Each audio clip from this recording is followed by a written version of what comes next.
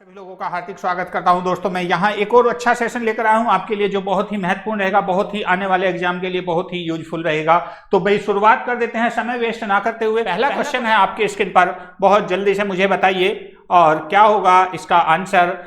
पर्यावरण अध्ययन की अपनी कक्षा में समूह क्रियाकलाप का निर्माण करते हुए आप निम्नलिखित विचारों में से किनका ध्यान रखेंगे। क्वेश्चन है, पर्यावरण अध्ययन की अपनी कक्षा में समूह क्रियाकलाप का निर्माण करते हुए, जब आप समूह क्रियाकलाप बना रहे हैं, कोई एक्टिविटी बना रहे हैं समूह में कराने की, तो उसमें चलो ठीक है, बिल्कुल क्लियर है, तो चल रहे हैं ठीक है, तो उसमें आप किसका ध्यान रखेंगे। ऑप्शन ए, बच्चों की रुचियों का ध्यान रखेंगे, पहला पॉइंट। दूसरा पॉइंट है, बच्चों और लड़कियों को समान रूप से रुचिकर लगे। तीसरा पॉइंट है, इसमें मूल्यवान सामग्री लगी हो या सभी धार्मिक और सांस्कृतिक पृष्ठभूमि के बच्चों को रुचिकर लगे। तो देखते हैं इसका राइट आंसर आप क्या देने हैं। यहां इस क्वेश्चन के आंसर की बात करते हैं तो पर्यावरण अध्ययन की कक्षा में समूह क्रियाकलाप का निर्माण करते हुए सबसे महत्वपूर्ण होता है कि जो बच्चों की रुचि होती है, चाहे वो किसी भी धर्म से हो, चाहे किसी जाति से हो, चाहे कहीं से बिलोंग करता हो, वो चाहे लड़का हो लड़की हो, हर किसी को महत्वपूर्ण लगना चाहिए। और यहाँ बात करते हैं बच्चों की रुचि का ध्यान हो, बिल्कुल सही बात है। लड़के लड़कियों का समान रूप से ध्यान हो, बिल्कुल सही बात है। इसमें मूल्यवान सामग्री, ये कोई महत्वपूर्ण मायने नहीं रखता। सभी धार्मिक और संस्कृत पृष्ठभूमि के बच्चे, बिल्कुल सही बात है, चाहे वो किसी से भी, यानी कि ए बी और डी, ए बी डी हैं आपके ऑप्शन नंबर किसमें, 2 में। ऑप्शन नंबर 2 में बिल्कुल, यानी कि ऑप्शन नंबर 2 बिल्कुल सही है। ऑप्शन नंबर 2 बिल्कुल सही। इसके बाद नेक्स्ट क्वेश्चन आपके स्क्रीन पर आता हुआ ये रहा, निम्नलिखित सभी कथन पर्यावरण अध्ययन में सामूहिक रूप से क्रियाकलापों में संलग्न शिक्षकों और शिक्षार्थियों के पक्ष में तर्क प्रस्तुत करते हैं। केवल एक कथन को छोड़कर वह कौन सा कथन है, बताइए।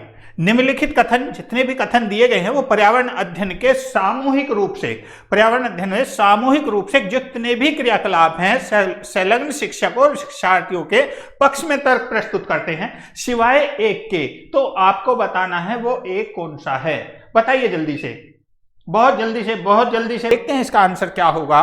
बच्चे परस्पर सामंजस्य और सहयोग करना सीखते हैं, बिल्कुल ये बात तो शायद मुझे सही लग रही है, चलो देखते हैं इसको। बच्चे दूसरे बच्चों से बात और बहस करने से अधिक सीखते हैं, ये बात भी कुछ कुछ सही लग रही है। समूह क्रियाकलापों की वजह से बच्चे अंक उपलब्धि में अच्छा सुधार प्रदर्शित करते हैं, बिल्कुल ये भी सही लग रहा है मुझे कुछ कुछ, ये तो सारे सही लग रहे हैं। फिर गलत कौन सा, प्रौढ़ों के समर्थन से बच्चों को अपनी क्षमता से अधिक ज्ञान के निर्माण में सहायता मिल सकती है, ये शायद नहीं हो सकता। इस क्वेश्चन की बात कर रहे हैं तो निम्नलिखित सभी कथन पर्यावरण अध्ययन के सामूहिक रूप से क्रियाकलापों में संलग्न शिक्षकों और शिक्षार्थियों के पक्ष में तर्क प्रस्तुत करते हैं, केवल एक कथन को छोड़कर, यानी कि परस्पर सहयोग और विचार विमर्श या बहस से बच्चों का ज्ञान वर्धन होता है, ये तो सब आप जानते हैं। और पर्यावरण अध्ययन का जो एक भाग भी है, प्रौढ़ या किसी अन्य के समर्थन से बच्चों को मनोबल प्राप्त होता है, परंतु विद्यालय पर्यावरण का भाग नहीं होता, ठीक है। परंतु ये जो है विद्यालय पर्यावरण का भाग नहीं है। तो इसका राइट आंसर, ये क्वेश्चन की बात कर रहे थे तो यहां पर्यावरण अध्ययन की बात कर रहे थे, तो इसका ऑप्शन पॉइंट जो है वो नेगेटिव में आ रहा है, इसलिए इसका यही पॉइंट गलत है और इसका यही आंसर भी है। ठीक है, आपकी स्क्रीन पर ये रहा, बताइए जल्दी से इसका राइट आंसर। समूह कार्य से पर्यावरण अध्ययन कर रहे बच्चों की सामाजिक व्यक्तिगत विशेषताओं के आकलन के लिए निम्नलिखित में से कौन सा उपकरण सर्वाधिक उपयुक्त होगा, आपको ये बताना है। ऑप्शन ए दत्त कार्य, ऑप्शन बी कागज पेंसिल परीक्षण, ऑप्शन सी मौखिक प्रश्न या ऑप्शन डी निर्धारण मापनियां। बताइए जल्दी से इसका राइट आंसर क्या होगा, बहुत जल्दी से। मौखिक प्रश्नों से बच्चों की सामाजिक और व्यक्तिगत विशेषताओं का आकलन किया जा सकता है। मौखिक प्रश्नों से बच्चों की सामाजिक और व्यक्तिगत विशेषताओं का आकलन किया जा सकता है, जबकि अन्य से लिखने की क्षमता का आकलन हो सकता है। इससे भी लिखने की क्षमता का आकलन, इससे भी और इससे भी, इनसे उसकी लिखने की क्षमता का आकलन होता है। जबकि मौखिक की अगर बात करते हैं तो मौखिक से जो सामाजिक व्यक्तिगत विशेषताएं होती हैं उनका आकलन किया जा सकता है, इसलिए इसका राइट आंसर सी जो है वो बिल्कुल सही होगा। बिल्कुल बताइए, बिल्कुल चिंता ना करें। समूह कार्य से पर्यावरण अध्ययन कर रहे बच्चों की सामाजिक व्यक्तिगत विशेषताओं के आकलन के लिए निम्नलिखित में से कौन सा उपकरण सर्वाधिक उपयुक्त होगा। क्वेश्चन को समझें। सर 2016 में डी लिया था, भाई 2016 को छोड़ दीजिए, जब डी ले लिया तो इस बार भी डी लिया जाएगा, इस बात को बिल्कुल माइंड से निकाल दीजिए। रट्टा नहीं लगाना है कि उसमें क्या माना गया था। ये हो सकता है उस बार मैंने अभी एक वीडियो अपलोड की है, शायद आपने देखी या नहीं देखी है, कि आयोग के द्वारा जब किसी प्रश्नों को गलत कर दिया जाता है तो उन्हें उस साल मार्किंग देनी पड़ती है, उस साल मार्किंग देते हैं, लेकिन आगे के लिए उसके आधार पर मार्किंग हो ये जरूरी नहीं है। ठीक है, बिल्कुल, हाँ मैं आपकी बात मानता हूं बिल्कुल भी कि सी ने माना था, बिल्कुल मान रहा हूं आपकी बात को, लेकिन जरूरी नहीं है एक बार गलती होने के बाद उसका आंसर दिया जाए, समझ गए। तो बिल्कुल मैं जो बता रहा हूं उस चीज का ध्यान रखें थोड़ा सा। जो मौखिक प्रश्न होते हैं खुद आइडिया लगाइए, आप खुद सोचिए। समूह कार्य करेगा जब बच्चा और पर्यावरण अध्ययन कर रहा, तो बच्चों की सामाजिक और व्यक्तिगत विशेषताएं जो होती हैं उसका आकलन, यानी कि जो भी सामाजिक व्यक्तिगत विशेषताएं होती है, जब हम उससे प्रश्न पूछते हैं, मौखिक बातें करेंगे, तब वो ज्यादा सीखेगा, समझेगा। ठीक है, तब वो ज्यादा सीखता है। और बात करते हैं दत्त कार्य, रिटन वाला जो लिखित कार्य होगा, ठीक, लिखने की क्षमता का विकास होगा, इससे हो चाहे ये हो, ये सब लिखने की क्षमता का विकास करते हैं। लेकिन यहां पर नॉर्मल पूछा जा रहा तो उसमें मौखिक आएगा। ठीक है, नेक्स्ट क्वेश्चन आपकी स्क्रीन पर ये रहा। नीचे पौधों के बारे में बच्चों के कुछ सहज अनुभूत विचार दिए गए हैं। भाई एक नीचे पौधों के बारे में बच्चों के कुछ सहज अनुभूत विचार दिए गए हैं, इनमें से कौन सा विचार वैज्ञानिक दृष्टि से ठीक है? आपको यह बताना। कुछ सब्जियां फल होती हैं, बीज किसी पौधे का हिस्सा नहीं है, गाजर और बंद गोभी पौधे नहीं है, घास पौधा नहीं है। बताइए, यहां पूछा गया है टेक्निकल रूप से। अगर टेक्निकल या वैज्ञानिक तरीके की बात करते हैं तो बीज के द्वारा ही तो पौधा बनता है, वो तो हिस्सा है उसका। अगर बात करें, लेकिन बात करें कुछ सब्जियां फल होती हैं, पहला पॉइंट बिल्कुल सही बात है। कुछ सब्जियां फल होती हैं, बैंगन है, टमाटर है। Option A is right answer. ज्यादातर सब्जियां जो है पौधे के फूल से बनती हैं। ज्यादातर सब्जियां, जो सब्जियां पौधे के फूल के द्वारा बनती हैं वो फल कहलाती हैं। ठीक है, वो फल के रूप में होती हैं। ऑप्शन नंबर ए वो बिल्कुल सही होगा। बीज किसी पौधे का हिस्सा नहीं है, ये गलत बात है। गाजर और बंद गोभी पौधे नहीं है, ये भी गलत बात है, ये भी पौधे का। घास पौधा नहीं है, ये भी पौधा है। सभी पौधे हैं, बिल्कुल सही बात। ज्यादातर कोई भी ले सकते हैं, बिल्कुल कटहल ले, पपीता ले, कुछ भी ले लीजिए। जो खाने वाली चीजें हैं, जो जिनकी हम सब्जियां बनाकर खाते हैं, कुछ फल ऐसे होते हैं, कुछ सब्जियां ऐसी होती हैं जो फल के रूप में हमें मिलती हैं, जिनको हम बनाकर खाते हैं। इसका राइट आंसर ए बिल्कुल सही होगा। इसके बाद नेक्स्ट क्वेश्चन आपकी स्क्रीन पर ये रहा, बताइए बहुत जल्दी से। कक्षा 4 की एक शिक्षिका ने अपने विद्यार्थियों से कहा, कुछ वयोवृद्ध लोगों से यह पूछे कि जब वे जवान थे तो क्या उन्हें कुछ ऐसे पौधे देखते थे या देखे थे जो आजकल दिखाई नहीं पड़ते। अब उपरोक्त प्रश्न के पूछे जाने पर निम्नलिखित में से कौन से कौशल का आकलन की संभावना नहीं है, यह बताना है आपको। बताइए जल्दी से। 65 का डी। क्या बात है, बड़ी स्पीड के साथ में। कक्षा 4 की एक शिक्षिका ने अपने विद्यार्थियों से कहा, अपने शिक्षार्थियों से कहा, ईवीएस की बात करते हैं या सामाजिक विज्ञान की बात करते हैं तो इनमें चर्चा तो ज्यादातर होती ही होती है। ठीक, बात करते हैं प्रश्न पूछना, चर्चा भी होगी, प्रश्न भी पूछा होगा और उसका रिप्लाई भी मिलेगा। चर्चा, अभिव्यक्ति जो है वो सब मिलेगी, लेकिन डी होने की संभावना नहीं है, क्योंकि ये उस समय की बात की जा रही है जब वो बुजुर्ग थे और बुजुर्ग जवान थे। तो हम आज की डेट में उनसे पूछ रहे हैं तो वो प्रैक्टिकल तो वहां हो नहीं सकता। पहले देखे थे लेकिन अब नहीं है। ये पूछा है ना, ऐसे पौधे देखे जो आजकल नहीं दिखाई पड़ रहे हैं, यानी कि वहां पर प्रैक्टिकल संभव नहीं है। बाकी सारी चीजें वहां पर होंगी, इसलिए इसका डी आंसर जो है वो बिल्कुल सही है, क्योंकि यहां पर नेगेटिव में ही ये पूछा गया है। इसके बाद बिल्कुल बहुत बढ़िया, नेक्स्ट क्वेश्चन आपकी स्क्रीन पर आता हुआ ये रहा। बताइए जल्दी से, बहुत ही जल्दी से यहां इसका आंसर दीजिए और देखते हैं क्या आंसर इसका आप लोग दे रहे हैं। बहुत स्पीड के साथ में आपका आंसर आता हुआ। एक शिक्षक प्रत्येक बच्चे को अपने घरों की रद्दी सामग्री से कुछ उपयोगी वस्तु बनाने को कहता है। शिक्षक का शैक्षिक अभिप्राय नहीं है कूड़े से बनी श्रेष्ठ वस्तुओं को प्रदर्शनी आयोजित करना। कक्षा के श्रेष्ठ विद्यार्थी के बारे में निर्णय करना, बच्चों में सृजनशीलता का विकास करना, या बच्चों को पुनः चक्रण, पुनः प्रयोग, रूपांतरण को समझने देना। तो बताइए क्या होगा? तो कूड़े से बनी श्रेष्ठ वस्तुओं को प्रदर्शनी आयोजित करना बिल्कुल सही बात है। कक्षा के श्रेष्ठ विद्यार्थी के बारे में निर्णय लेना ये नहीं हो सकता।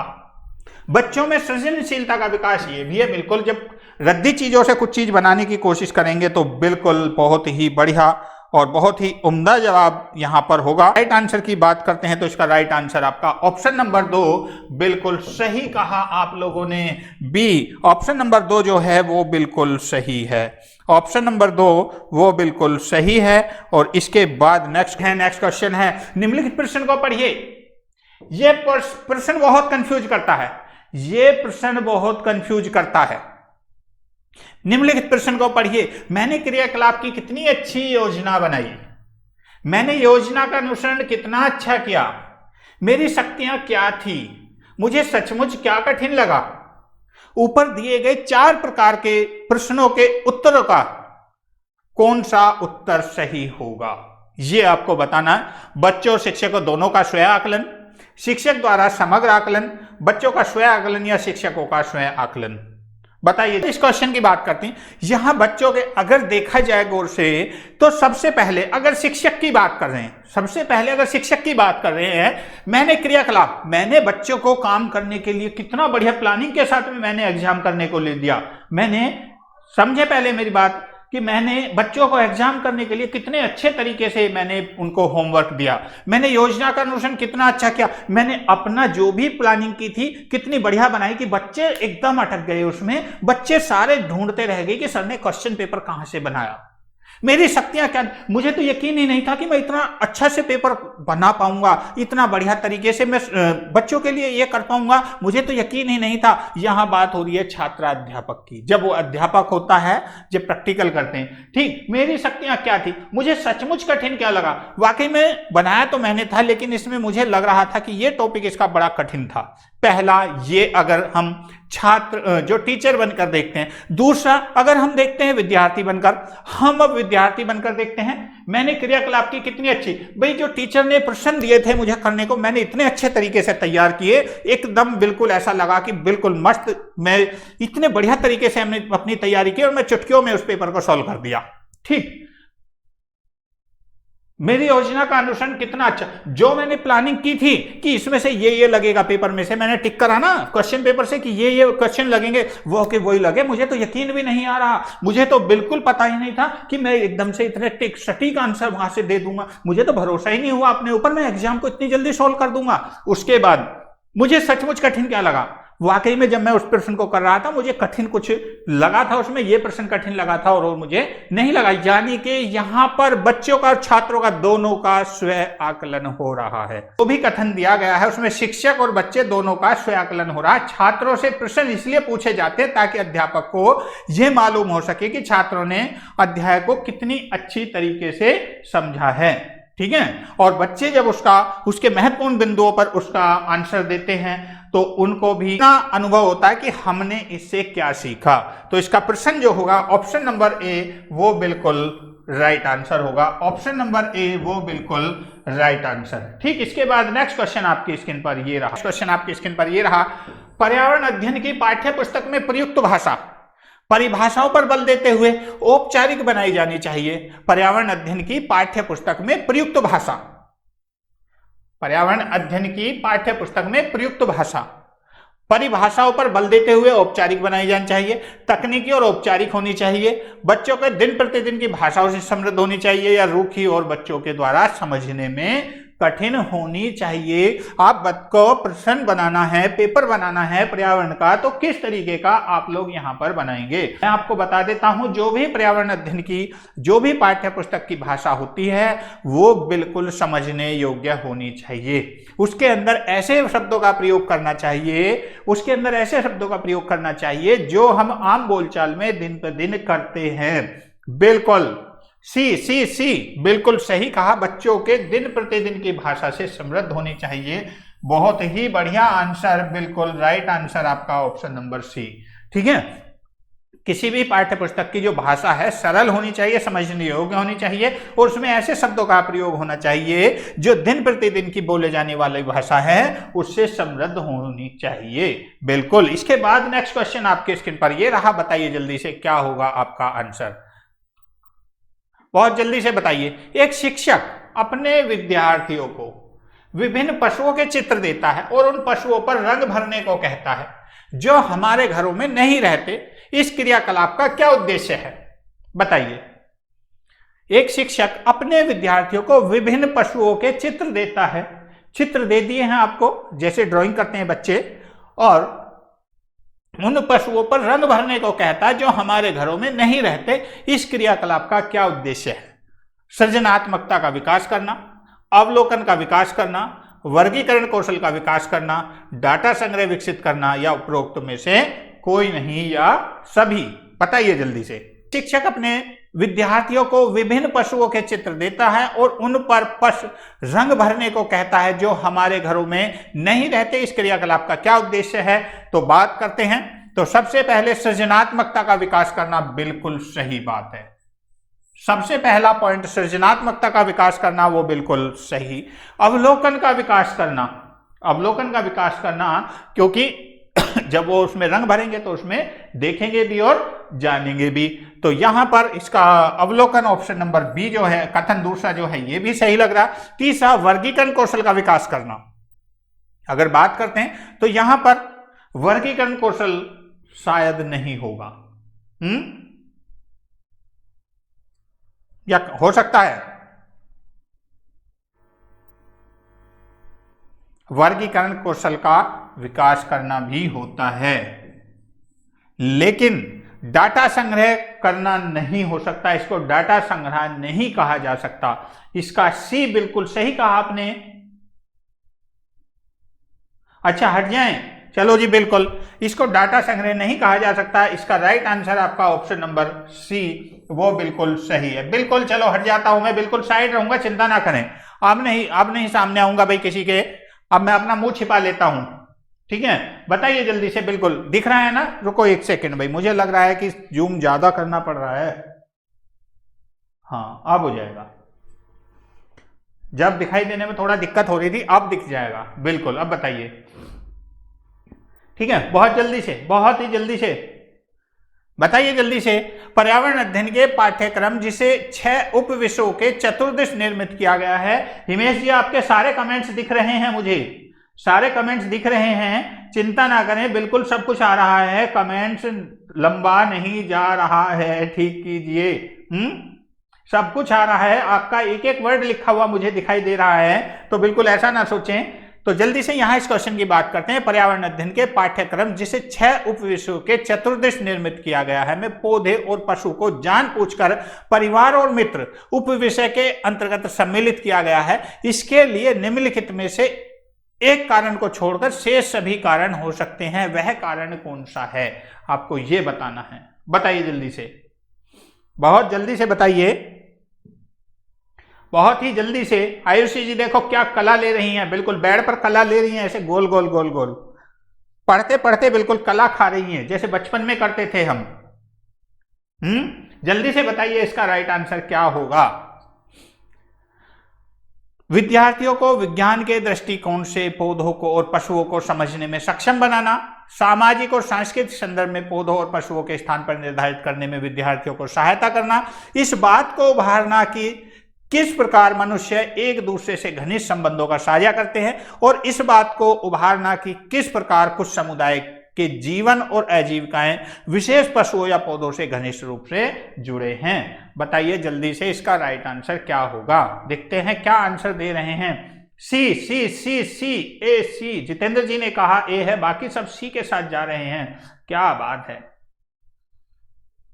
बिल्कुल, बहुत जल्दी से बिल्कुल बताइए, सब सी के साथ जा रहे हैं, बहुत बढ़िया, बहुत ही बढ़िया, बहुत ही जबरदस्त आंसर आपका आता हुआ। क्वेश्चन को समझें, क्वेश्चन को एक बार फिर पढ़ ले, मेरे कहने से क्वेश्चन को पढ़ ले भाई, मैं पीछे हूं बिल्कुल, क्वेश्चन को पढ़ लें। डी भी आ गया आंसर, क्या बात है, डी भी आ गया, बहुत बढ़िया। देख रहे हैं किसका क्या आता है, पर्यावरण अध्ययन के पाठ्यक्रम जिसे 6 उपविषयों के चतुर्दिश निर्मित किया गया है। समझिए, पौधे, पशु, इनको जानबूझकर परिवार और मित्र के उपविषय के अंतर्गत सम्मिलित किया गया है। पौधे और पशुओं को परिवार और मित्र उपविषय के अंतर्गत सम्मिलित किया। इसके लिए निम्नलिखित में से क्या कारण हो सकता है, क्यों? कोई सा एक कारण को छोड़कर शेष सभी कारण हो सकते हैं, आपको यह बताना है। विद्यार्थियों को विज्ञान के दृष्टिकोण से पौधों और पशुओं को समझाने में सक्षम बनाना, सामाजिक और सांस्कृतिक संदर्भ में पौधे और पशुओं के स्थान निर्धारित करने में विद्यार्थियों की सहायता करना। तो इसका राइट आंसर देख रहे हैं क्या होगा, किसी ने बताया तक अभी तक? बहुत जल्दी से। नमस्कार जी, नमस्कार। एजुटेक ग्राम जी, बहुत बहुत स्वागत है। बहुत जल्दी से देख रहे हैं इसका राइट आंसर क्या होगा, जल्दी से। मुझे अभी आंसर नहीं मिला है आप लोगों का। विद्यार्थियों को विज्ञान के दृष्टिकोण से पौधे और पशुओं को समझने में सक्षम बनाना और अन्य क्रियाकलापों की भांति पौधे और पशु को परिवार और मित्र विषय के अंतर्गत सम्मिलित करने का कारण नहीं हो सकता। विद्यार्थियों में वैज्ञानिक दृष्टिकोण को विकसित करने और उसे समझने का प्रयास किया गया है। समझ गए? तो इसका राइट आंसर जो होगा ऑप्शन नंबर ए। बहुत देर से कर रहे हैं, क्या नाम है आपका, हिमेश जी, सबसे ज्यादा ए भेज रहे हैं, उन्हीं का ही सही है। केवल यहां नेगेटिव में पूछा है, एक को छोड़कर शेष सभी कारण हो सकते हैं, यानी कि एक गलत है, सब सही है, ये पूछा है क्वेश्चन में। और मैं जब ही बोल रहा था कि एक बार देख लीजिएगा, क्वेश्चन को पढ़ लीजिएगा, इसलिए कंफ्यूज थे। बी नहीं होगा, इसका बी नहीं होगा, क्योंकि बी सही आंसर है। बी सही है, सी भी सही है और डी भी सही है, ये सभी सही है केवल एक को छोड़कर। क्योंकि पर्यावरण अध्ययन के जो शिक्षण अधिगम है, पर्यावरण अध्ययन में 6 उपविषयों को इनको रखा गया है। इसमें विद्यार्थी को विज्ञान के दृष्टिकोण से पौधे और पशुओं को समझने में सक्षम बनाना, ये नहीं हो सकता। ठीक है, क्लियर? क्लास का टाइम डेली 9 बजे होता है। भाई कहां लिखता हूं मैं, चलो नेक्स्ट शीट पर लिखूंगा अभी। ठीक है, क्लास मेरी डेली रात को 9 बजे होती है। एंड में भी मैं बता दूंगा आपको, डेली 9 PM पर, ये डेली 9 PM पर होती है। 9 PM पर डेली चलती है ये क्लास। ठीक है, बिल्कुल। क्या बात है, क्या बात है। अरुषि जी फिर कला खा गई हैं एक बार, भाई क्या बात है, आज क्या चक्कर है अरुषि जी? कला खा खा कर ज्यादा बेड से नीचे ना लुढ़क जाना अरुषि जी, जल्दी से। और यहां इस क्वेश्चन की बात करते हैं, पर्यावरण अध्ययन के शिक्षण अधिगम में सर्वेक्षण का उद्देश्य क्या है? पर्यावरण अध्ययन में शिक्षण अधिगम में सर्वेक्षण का उद्देश्य क्या है? ऑप्शन ए, पहले कथन, समुदाय के साथ अन्योन्य क्रिया का अवसर प्रदान करना।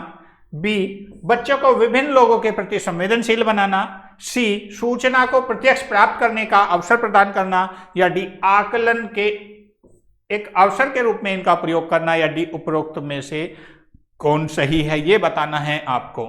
बहुत ही जल्दी से बताइए, बहुत ही जल्दी से इसका राइट आंसर बताइए क्या होगा 71 का। बहुत ही बढ़िया।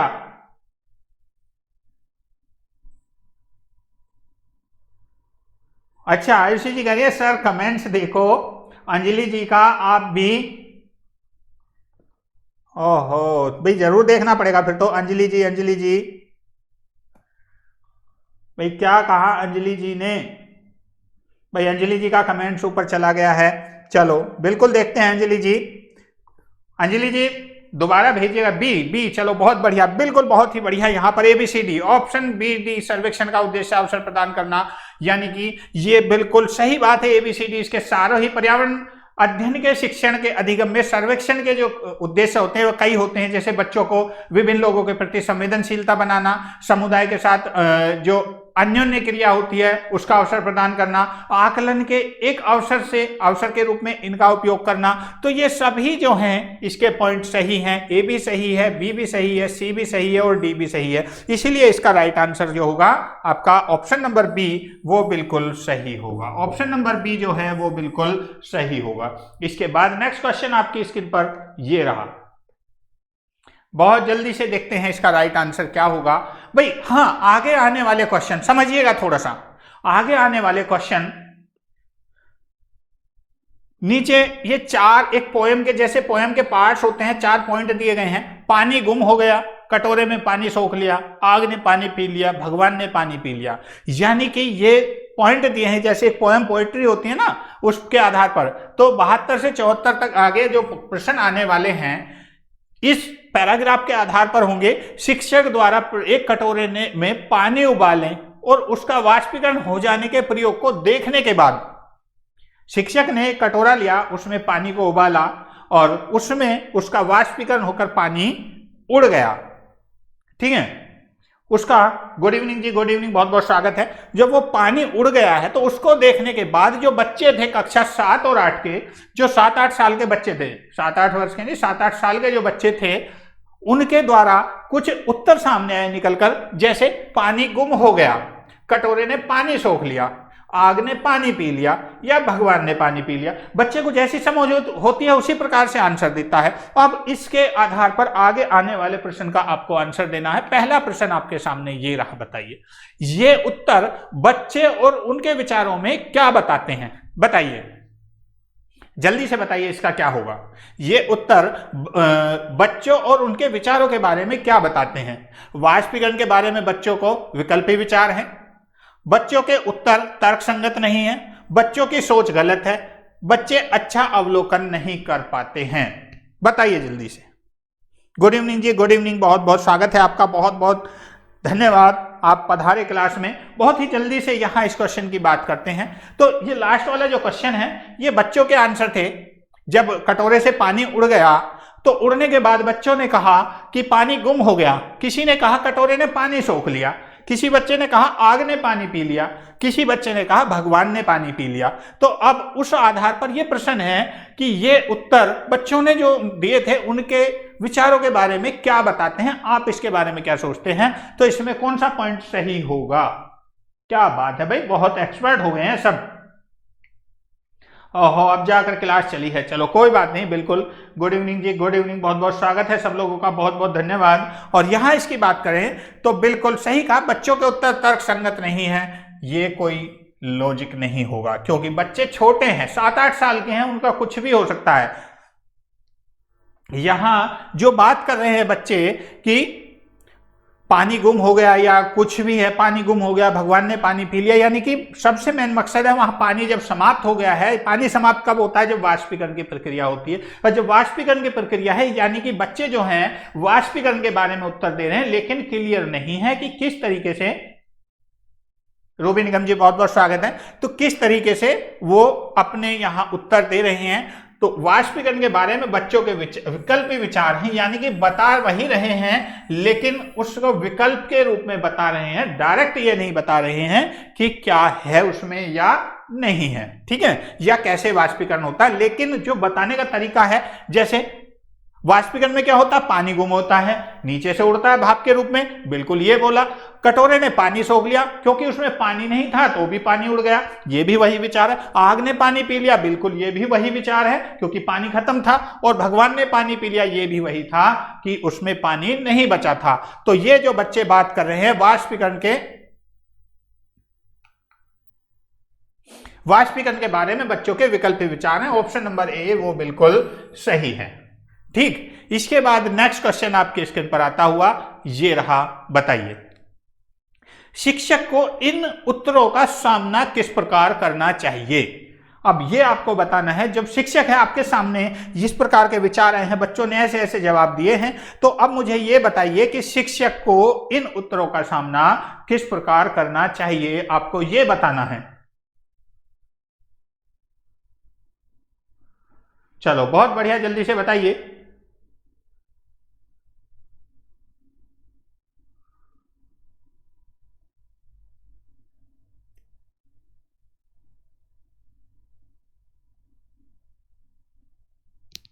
चलो बहुत बढ़िया, बहुत ही जल्दी से यहां इसका आंसर देखते हैं।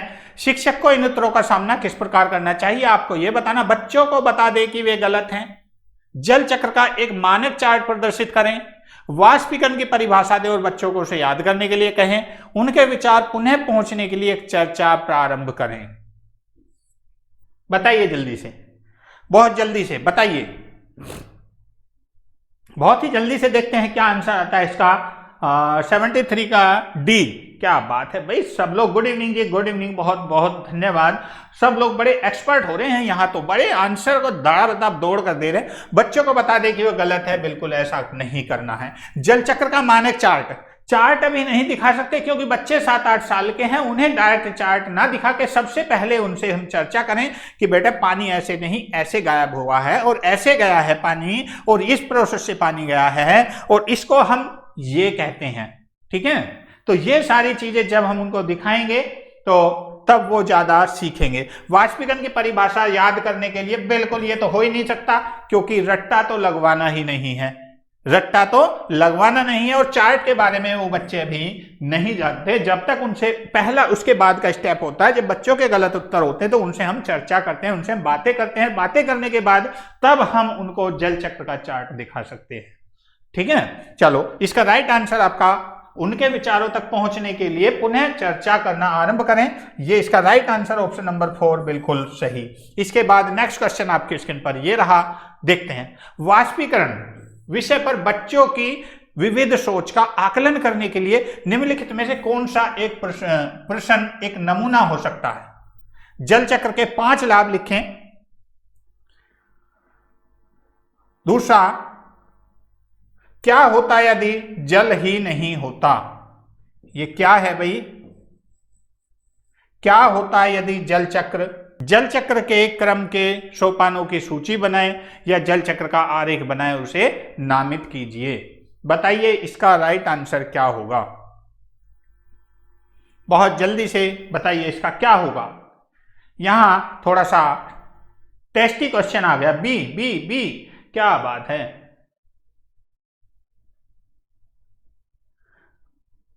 भाई क्लास को चिंता ना करें, नित्या क्लासेस पर जाइए, नित्या क्लासेस को ढूंढ लीजिए। जब आप डेली क्लास लेते हैं और आपके पास नोटिफिकेशन नहीं आता है तो आप डायरेक्ट क्लास पर जाइए और क्लास पर क्लिक करेंगे तो वहां वीडियो में जाइए और वीडियो पर देख लीजिएगा, कोई ना कोई क्लास चलती हुई आपको मिलेगी। तो ऐसा नहीं है, बिल्कुल टेंशन ना लीजिए। क्या होता है यदि जल चक्र होता ही नहीं? बिल्कुल, और यहां इस क्वेश्चन के आंसर की बात करते हैं। क्या होता है यदि जल चक्र होता ही नहीं?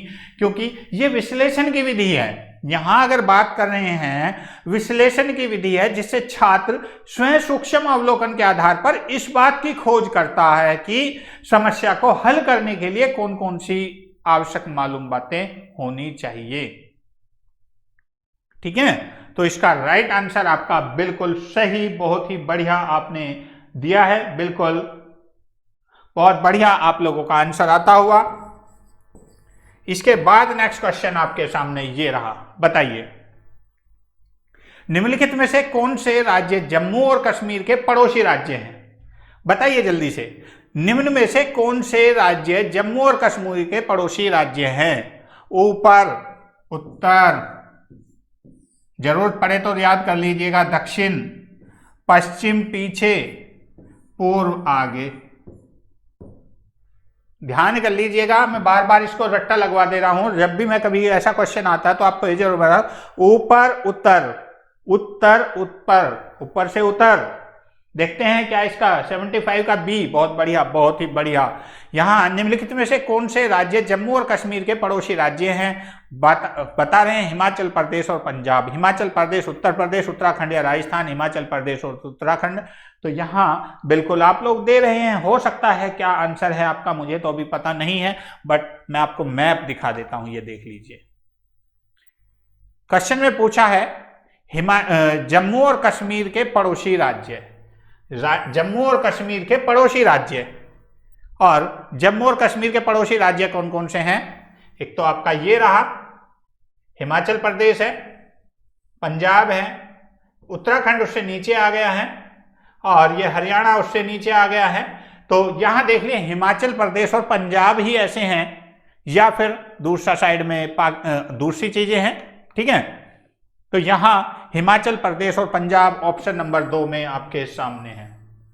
हिमाचल प्रदेश और पंजाब आपके सामने है।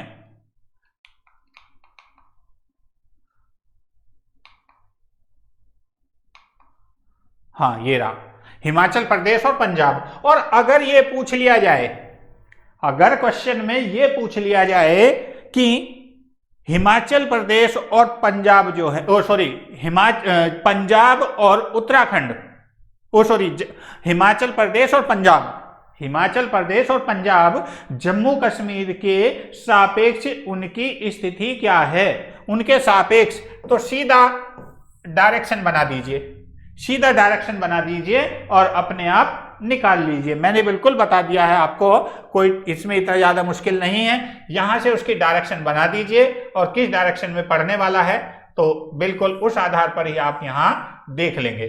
पंजाब इस डायरेक्शन में और आपका हिमाचल इस डायरेक्शन में आएगा, ठीक है।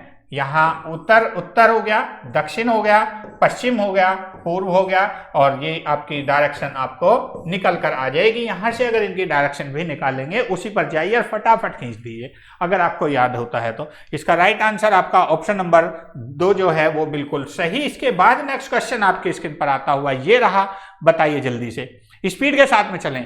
प्रत्येक स्थान के नाम के साथ उस क्षेत्र में बनाए जाने वाले सामान्य घरों का सही विकल्प का मिलान कीजिए।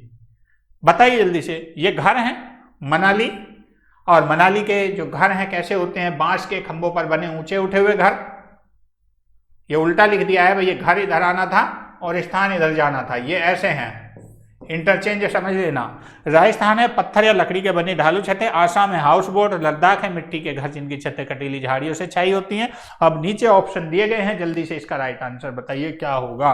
बहुत ही ज्यादा क्या हुआ, फिर नेट की प्रॉब्लम आ रही है भाई, बहुत जल्दी से, बहुत ही स्पीड से। आज क्लास नहीं मिल रही है, बहुत ज्यादा दिक्कत हो रही है, पता नहीं क्या हो रहा है, आज क्लास बहुत मुश्किल से मिल पा रही है।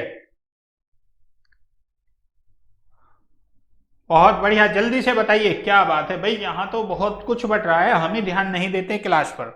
बहुत जल्दी से बताइए। प्रत्येक स्थान के नाम के साथ उस क्षेत्र में बनाए जाने वाले सामान्य घरों का सही विवरण का मिलान कीजिए, आपको यह बताना है। और यहां देखते हैं तो क्या होगा। मनाली में क्या होता है, पत्थर या लकड़ी के बने ढालू छतों वाले घर, पत्थर या लकड़ी के बने ढालू छतों वाले घर मनाली के साथ में, यहां मनाली के साथ में मनाली। राजस्थान में क्या होता है, राजस्थान में मिट्टी के घर जिनकी छतें कटीली झाड़ियों की होती हैं। राजस्थान में मिट्टी के घर जिनकी छतें कटीली झाड़ियों की छाई होती हैं। तीसरी बात करते हैं आसाम में क्या है, बांस के खंभों पर बने हुए ऊंचे उठे हुए घर होते हैं आसाम में, यानी कि आसाम ये आ गया यहां। आगे क्या बचता है, उसके बाद में क्या बचता है, लद्दाख। और लद्दाख तो आप जानते ही हैं, पत्थर के बने हुए घर हैं, फर्श और छतें लकड़ी की बनी होती हैं। तो ये इसके सामने पॉइंट नंबर 5, ठीक है। और इसका राइट आंसर अगर देखते हैं इसमें 1 2 3, तो बिल्कुल इसका राइट आंसर आपका ऑप्शन नंबर 3 वो बिल्कुल सही होगा। ऑप्शन नंबर 3 वो बिल्कुल सही है। इसके बाद नेक्स्ट क्वेश्चन आपके स्क्रीन पर आता हुआ ये रहा, बहुत जल्दी से बताइए क्या हुआ, बहुत ही जल्दी से। नेक्स्ट क्वेश्चन आपके सामने है, पशुओं की त्वचा पर विभिन्न पैटर्न डिजाइन उसकी जलवायु के कारण होते हैं जिसमें वे रहते हैं, उसके शारीरिक शक्ति को इंगित करते हैं, परावर्तित प्रकाश के कारण, या उनकी त्वचा पर बालों के कारण होते हैं। बहुत ही जल्दी से बताइए, बहुत ही जल्दी से बताइए। और इसका राइट आंसर क्या होगा ये आपको बताना है। पशुओं की त्वचा पर जो पैटर्न से डिजाइन बने हुए तो उस जलवायु के कारण होते हैं जिसमें वे रहते हैं, उनके शारीरिक शक्ति को इंगित करते हैं, ये तो नहीं हो सकता। परावर्तित प्रकाश के कारण होते हैं, ये भी नहीं हो सकता।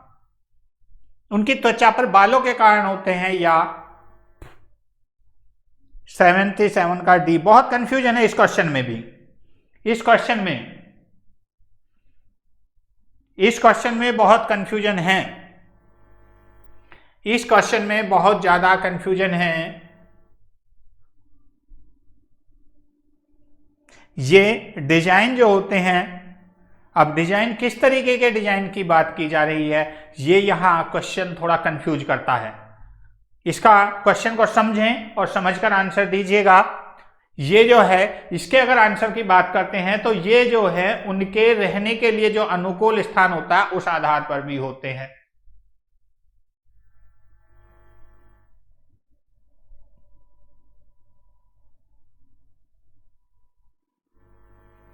क्या होगा इसका?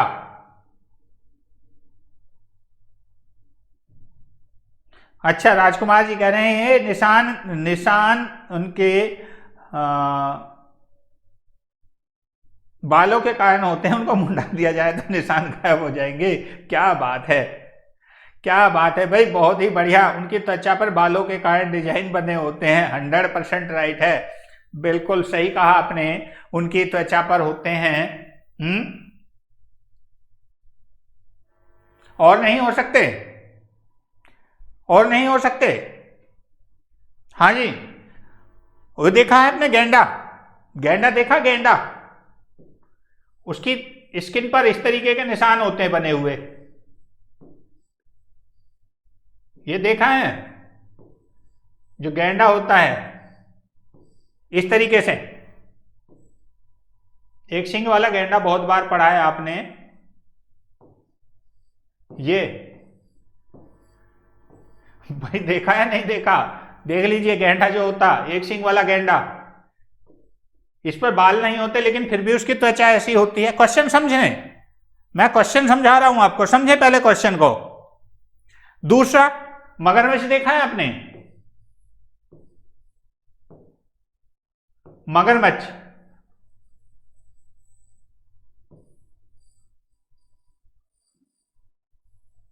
मगरमच्छ देख लीजिए, मगरमच्छ देखा है?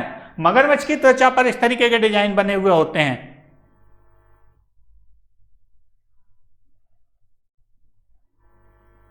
बताइए जल्दी से। अच्छा, रियल में नहीं देखा, बताइए मुझे। मगरमच्छ देखा है? मगरमच्छ इस टाइप का होता है, उसकी त्वचा पर यहां इस तरीके से डिजाइन बने हुए होते हैं। गेंडा होता है, उसकी त्वचा पर इस तरीके के निशान होते हैं। जो पशु होते हैं जो हमारे यहाँ पाए जाते हैं उनकी त्वचा चिकनी होती है। जो पशु होते हैं हमारे यहाँ, भाई क्या बोलते हैं, रैबिट को देख लीजिए, चलो रैबिट को देखते हैं, छोटा सा, सबको पता है रैबिट के नाम से तो बिल्कुल समझ जाएंगे, ठीक है? रैबिट को आप देख लीजिए, रैबिट की त्वचा बिल्कुल बहुत बढ़िया चिकनी, बहुत ही मुलायम चिकनी होती है रैबिट की त्वचा। एक वो होता है, एक जानवर और होता है, वो बोलते हैं उसको, क्या बोलते हैं, चलो छोड़ो, और किसी को छोड़ दीजिए, एक इंसान को ले लीजिए।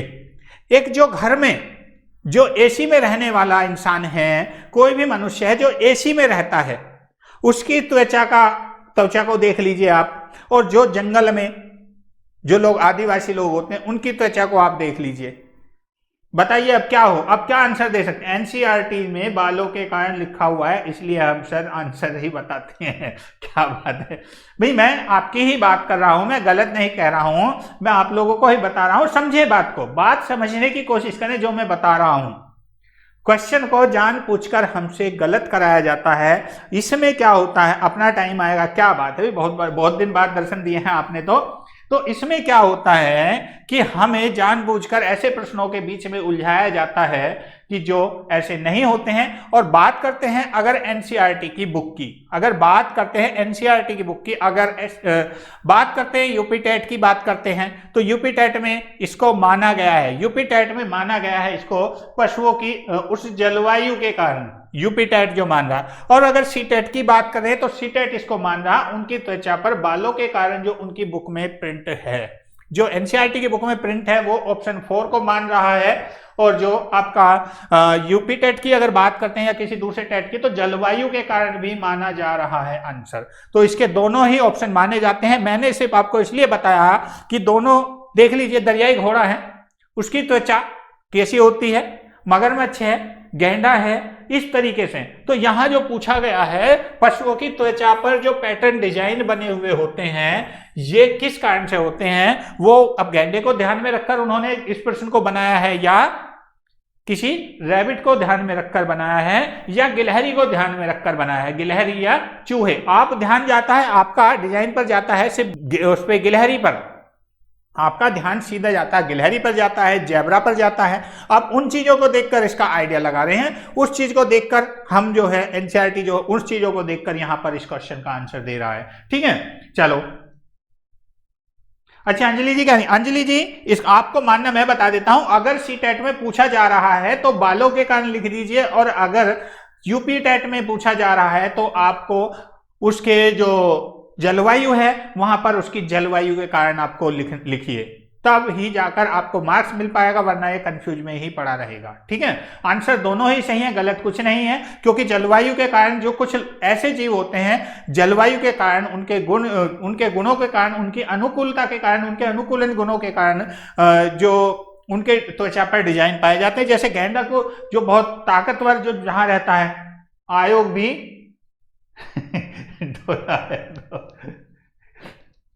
बिल्कुल बिल्कुल सही कह रहे, कोई बात नहीं, इसका राइट आंसर। उसी के ऊपर वीडियो बनाया है मैंने, आयोग क्या करता है ऐसे प्रश्नों को, उस पर क्या करता है, उसी के ऊपर वीडियो बनाया है, उसको जरूर देखिएगा। सुबह 8 बजे उसका प्रीमियर चलेगा, 8 बजे, हाँ 8 बजे चलेगा, 8 बजे उसका प्रीमियर चलेगा, 8 बजे जरूर देखेगा मॉर्निंग में।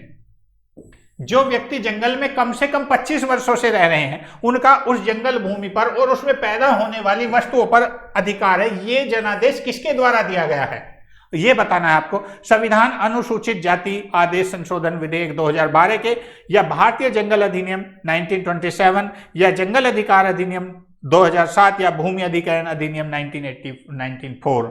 बिल्कुल बताइए बहुत जल्दी से, बहुत जल्दी से। उसमें मैंने यही बताया कि क्वेश्चन कैसे कैसे गलत होते हैं और कैसे उनकी मार्किंग हमें मिलती है, और कई बार वो जानबूझकर गलत करते हैं या नहीं करते हैं। और जो लोग तुक्के वाले हैं उनके लिए एक वीडियो और लेकर आ रहा हूं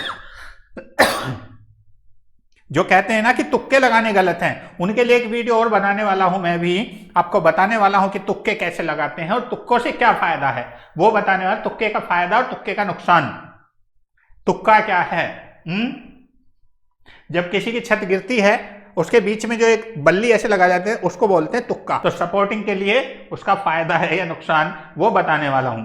बिल्कुल, बहुत बढ़िया, जल्दी से बताइए। जो व्यक्ति जंगल में कम से कम 25 वर्षों से रह रहे हैं, उनका उस जंगल भूमि पर और उसमें पैदा होने वाली वस्तुओं पर अधिकार है। यह जनादेश किसके द्वारा दिया गया है? अगर इसकी बात करते हैं तो जंगल अधिकार नियम 2007 के अनुसार, जंगल अधिकार अधिनियम 2007 के अनुसार जो व्यक्ति जंगल में कम से कम 25 वर्षों से रह रहे हैं, उसका उस जंगल भूमि और उसमें पैदा होने वाली प्रत्येक वस्तु पर उनका अधिकार होगा। और इसका राइट आंसर आपका ऑप्शन नंबर सी बिल्कुल सही होगा। ऑप्शन नंबर सी जो है वो बिल्कुल सही होगा, ऑप्शन नंबर सी।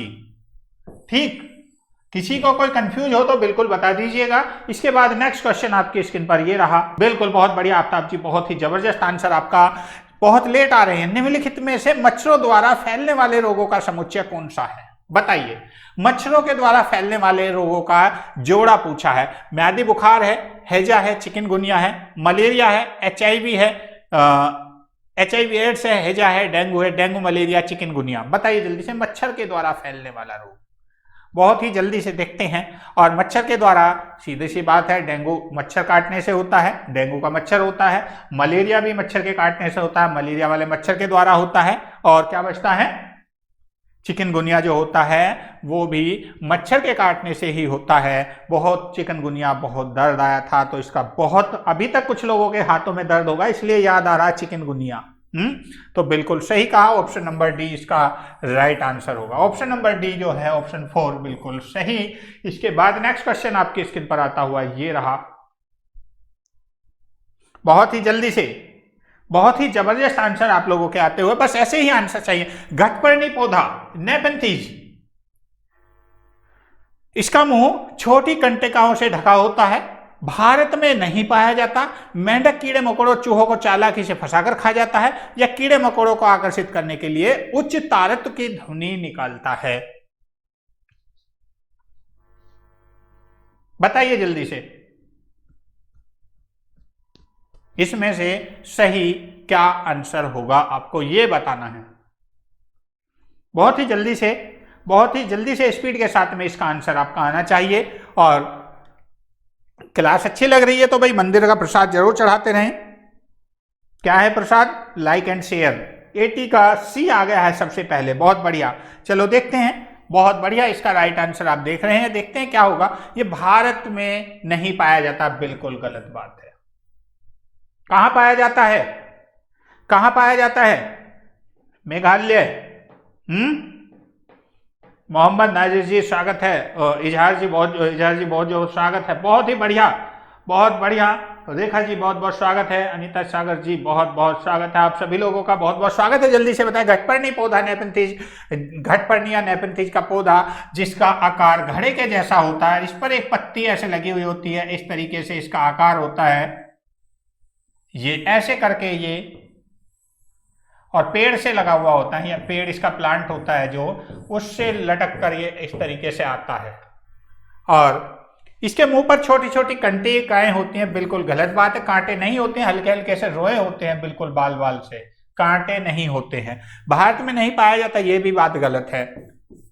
मेंढक कीड़े मकोड़ों चूहों को चाला कैसे फंसा कर खा जाता है, बिल्कुल सही बात है। मेंढक कीड़े मकोड़ों को आकर्षित करने के लिए उच्च तारत्व की ध्वनि निकालता है, तो ये बिल्कुल गलत है, ये कोई आवाज नहीं निकालता है। तो बिल्कुल इसका राइट आंसर आपका ऑप्शन नंबर सी, वो बिल्कुल सही होगा। इसके बाद नेक्स्ट क्वेश्चन आपके स्क्रीन पर आता हुआ ये रहा। ऑस्ट्रेलिया में पाया जाता है, मेघालय, बहुत बढ़िया, ऑस्ट्रेलिया, इंडोनेशिया, बहुत बढ़िया। चलो बहुत बढ़िया आंसर आपके आ रहे हैं, बिल्कुल चिंता ना करें। नेक्स्ट क्वेश्चन आपके स्क्रीन पर आता हुआ ये रहा, बताइए जल्दी से। नीचे दिए गए खाद्य पदार्थों के किस समुच्चय में लौह तत्व प्रचुर मात्रा में होता है, बताइए जल्दी से। आंवला पालक गुड़, आंवला पालक आलू, आंवला आलू टमाटर, या बंद गोभी भिंडी गुड़, बताइए जल्दी से। किस में आयरन सबसे प्रचुर मात्रा में पाया जाता है? बहुत ही स्पीड के साथ में आपका आंसर आने चाहिए। नीचे दिए गए खाद्य पदार्थों के किस समुच्चय में लौह तत्व प्रचुर मात्रा में होता है, आपको यह बताना है बहुत ही जल्दी से। आंवला पालक गुड़, आंवले में आयरन पाया जाता है, पालक में बताइए भाई, अरे भाई बताइए भाई, मेरा गलत निशान लग गया है, मेरे पर मत जाना कभी सोचे हो मैंने लगा दिया निशान। आंवले में पालक पाया जाता है, आंवले में आयरन पाया जाता है, यहाँ भी आंवला है, जहाँ जहाँ आंवला है वो ऑप्शन सही है। बंद गोभी भिंडी गुड़, आयरन जो पाया जाता है आपके पालक में भी पाया जाता है, बहुत बढ़िया, दोनों में आ रहा है।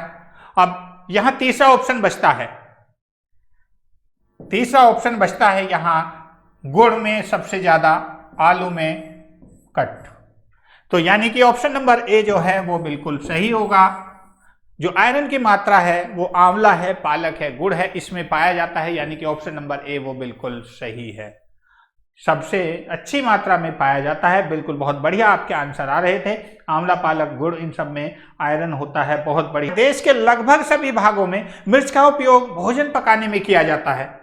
हमारे देश में मिर्च को लाने वाले व्यवसायी आए थे कहां से, ये आपको बताना है। कहां से? उज्बेकिस्तान से आए थे, दक्षिण अमेरिका से आए थे, अफगानिस्तान से आए थे, या ऑस्ट्रेलिया से आए थे, ये आपको बताना है। ठीक कहा, ऑप्शन नंबर 2 इसका राइट आंसर है, बिल्कुल सही बात है। मिर्च जो सबसे पहले मैक्सिको में उगाया जाता था, मिर्च को सबसे पहले मैक्सिको में उगाया जाता था, मैक्सिको में उगाया जाता था मिर्च को सबसे पहले, जो दक्षिणी अमेरिका का देश है, जो दक्षिणी अमेरिका का देश है जो, ठीक है। और बहुत सारे जो मिर्च उत्पादक हैं जो विश्व के बहुत सारे भागों में फैले हैं, और लगभग 16वीं शताब्दी में जो पुर्तगालियों के द्वारा मिर्च जो थी वो भारत में आई थी, 16वीं शताब्दी में, 16वीं शताब्दी में जो मिर्च आई थी भारत में आई थी, ठीक है। इसके बाद इसका राइट आंसर भी इसके बाद। थैंक यू, धन्यवाद, नमस्कार। आज के समाचार यहीं पर समाप्त किए जाते हैं, और मेरी क्लास डेली आपको मिलती है, डेली ये लिखा हुआ डेली लाइव क्लास 9 PM, पढ़ लीजिएगा, किसी ने अगर नहीं पढ़ा हो, थैंक यू फॉर वाचिंग। और भाई उम्मीद कर रहा हूं कि क्लास आपको अच्छी लगी होगी, और अच्छी लगी है तो लाइक और शेयर जरूर कीजिएगा, मौज मस्ती के साथ पढ़िएगा, मौज मस्ती के साथ में आज नहीं, बहुत मजे से पढ़िए, मस्ती कीजिए, जितना मस्ती कर सकते हैं, बिल्कुल पढ़ाई करते रहिए, मस्ती करते रहिए, जैसे मर्जी चाहे पढ़ें, ठीक है। और जो लोग आज फर्स्ट टाइम मेरी क्लास में आए हैं, अगर मेरी क्लास अच्छी लगी है तो चैनल को सब्सक्राइब कर लीजिएगा, और वीडियो को लाइक करना तो भूले ही ना, वीडियो लाइक जरूर करें, और जब लाइक करेंगे तो भाई अगली बार हम आपके सामने जरूर आएंगे। ठीक है, तो दोस्तों चिंता ना करें, बिल्कुल भी माइंड से प्रेशर निकाल दीजिए एग्जाम का, कोई दिक्कत नहीं है एग्जाम की, कोई टेंशन नहीं है, 100% पास हो जाए। पास तो चुटकियों में हो जाते हैं, कोई ऐसी मुश्किल नहीं है पास होना। ये किसी भी प्रकार का टेट का एग्जाम है, पास होना मुश्किल नहीं है, ये मैं आपको बता रहा हूं, क्योंकि हर साल का पेपर आता है, मेरे हाथ में आता है, और हर साल का पेपर मैं सॉल्व भी करता हूं। और अभी तो लगातार 2 साल से नहीं बैठ रहा हूं, बाकी मैं अब तक लगातार कई बार एग्जामों में खुद भी बैठ चुका हूं, बैठता रहता हूं, मैं देखता रहता हूं कि कैसे एग्जाम का पैटर्न आता है, कैसे पता चलता है, वो चीजें मैं देखता रहता हूं।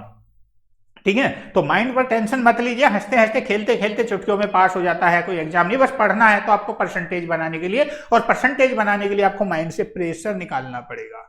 प्रेशर अगर माइंड से निकाल दिया तो 100% आप जो है मेरिट में सबसे टॉप पर होंगे, चाहे नीचे से चाहे ऊपर से। अरे भाई ऐसी कोई बात नहीं है, बिल्कुल टॉप आएंगे। ठीक है, मेरी दुआएं आपके साथ हैं बिल्कुल, और ऊपर वाले के से बिल्कुल दुआ करेंगे। तो थैंक यू, नमस्कार, धन्यवाद, मुलाकात करते हैं कल की क्लास में दोबारा। जय हिंद, जय भारत।